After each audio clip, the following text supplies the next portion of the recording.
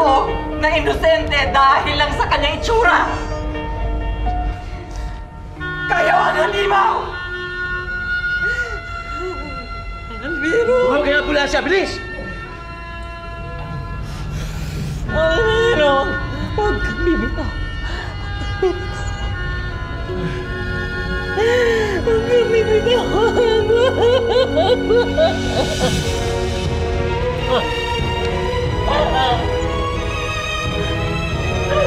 Tulungan niyo kami! Tulungan niyo kami! Alviro! Alviro! Nananaginip ka. Napanaginipan ko ang anak ko. Kailangan ko mahanap ang anak ko. Baka kung anong masama na nangyari sa kanya. May awa ang Diyos. Manalig ka sa Kanya. Tulungan mo akong hanapin siya. Paano kita matutulungan? Hindi mo masabi sa akin ang buong pangalan ng iyong anak at ang inyong tirahan. Paano ko ba ipaliliwanag ito? Siguradong hindi nila maiintindihan. Ibang daigdig na ito sa Paladino. May naalala ka na ba? Sige. Kahit na mahirap, gagawan ko ng paraan para mahanap ang iyong anak. Pero hindi ako mangangako. Salamat. Sige, magpahinga ka na ulit. Ihahanda ako ng almusal.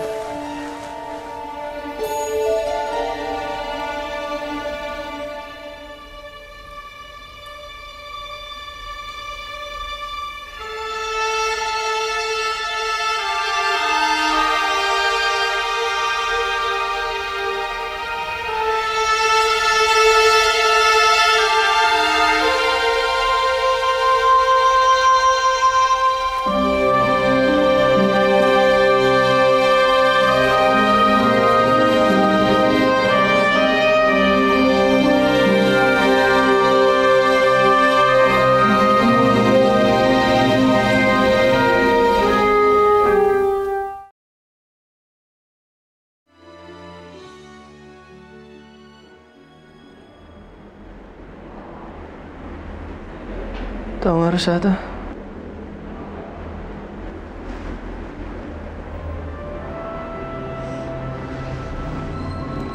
Prinsipe Alviro. Buti gising na kayo.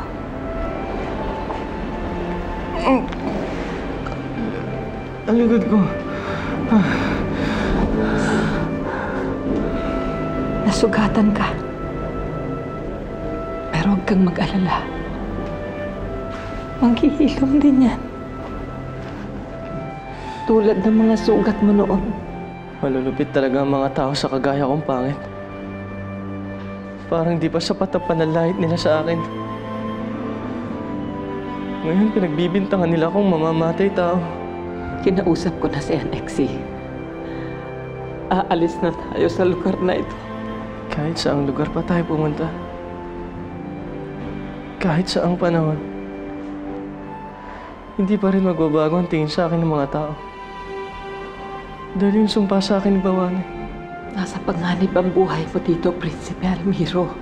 Tama, Rosata, hindi tayo pwedeng umalis. Hindi ko siya pwedeng iwan. Si Lara. Mahal mo na nga siya.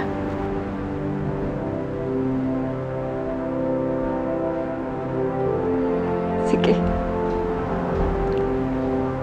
Hindi tayo aalis dito. Hindi mo iiwan si Lara.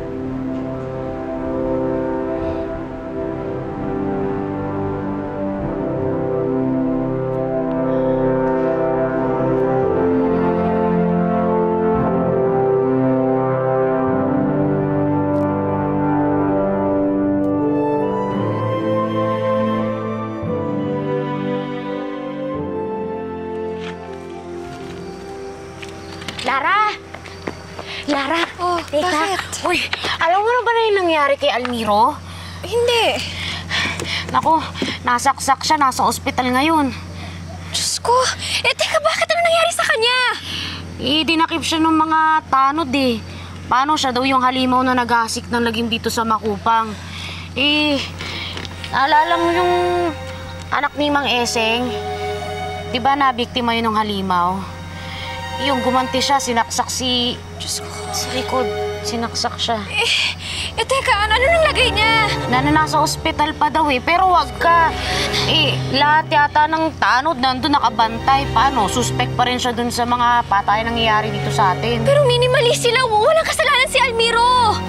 Hindi siya ang halimaw. Alam mo bang kilala ko ang tunay na halimaw? Sino?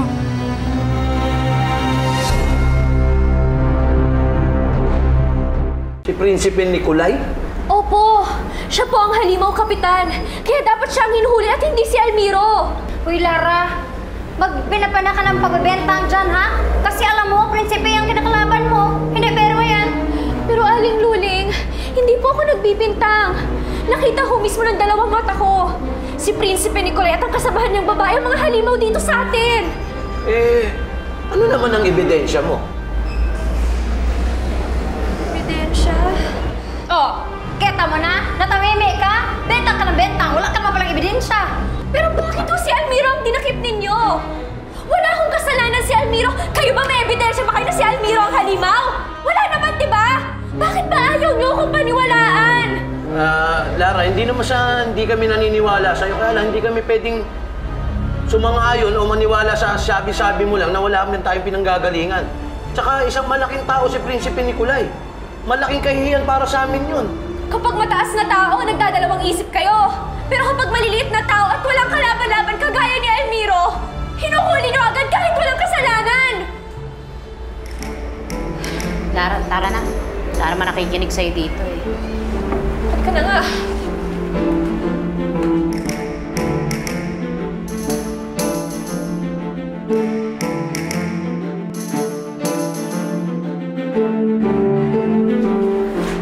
Paano na si Almiro, Mini? Wala tayong magagawa. Ay nalang maniwala sa'yo eh.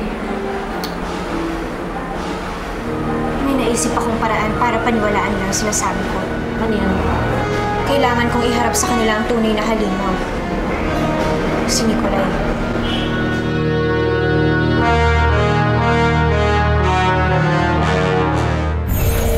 Narila naman. Kailangan mo akong tulungan. Kailangan makabalik ako sa daigdig ng mga tao. Hindi ka pangkaraniwang nilalang. Kailangan ko ring mahanap ang aking anak. Alam ko ang itsura niya. Hindi niyo maaaring uwi ng bahay si Almiro hanggat hindi po nagkakamalay ang witness sa si Ponyang. Sinong halimaw? Siya ang halimaw! Ito ba ang baryo Makupa? Makakapit ba si Adela? Sugurin natin siya! Nasaktan!